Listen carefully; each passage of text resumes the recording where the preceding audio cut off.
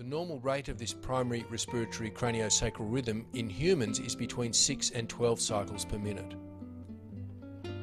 Under normal circumstances, this rhythmic activity appears at the sacrum as a gentle rocking motion about a transverse axis, located approximately 1 inch anterior to the second sacral segment. The rocking motion of the sacrum correlates rhythmically to a broadening and narrowing of the transverse dimension of the head. As the head widens, the sacral apex moves in an anterior direction. This phase of motion is referred to as flexion of the craniosacral system. During the extension phase, the head narrows and elongates. The sacral base moves anteriorly while the sacral apex moves posteriorly. When assessing the craniosacral system of the pediatric patient, the age of the child will influence not only your examination procedures, but also the specific cranial techniques you choose to implement with that child.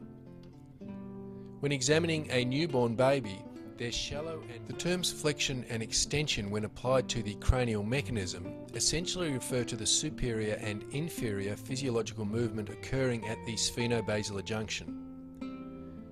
The cranial movement accompanying flexion at the sphenobasilar junction will decrease the downward angle of this joint and symmetry of the nostrils, as well as the shape of the nose and glabella.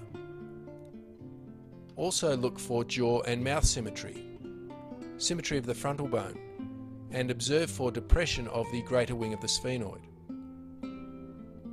When the sphenoid bone is locked in extension, this is best performed while a baby is sucking. Using the palmar surface of the distal tip of your finger, which is covered by a glove or finger cot, this routine, I believe, can be easily adopted by even the most inexperienced practitioner as an effective and powerful adjunct to their current pediatric management protocol.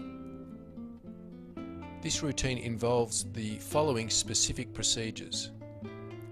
I begin with an inverted swing test, followed by dural balance.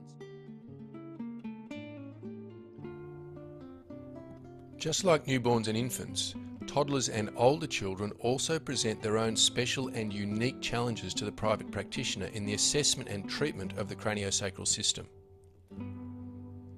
As the baby grows and develops, the character of the cartilage, membrane and bone, you should also look for ridging or areas of depression. While palpating the sutures, you should aim at the same time to be getting a general feeling for the symmetry of the cranial vault.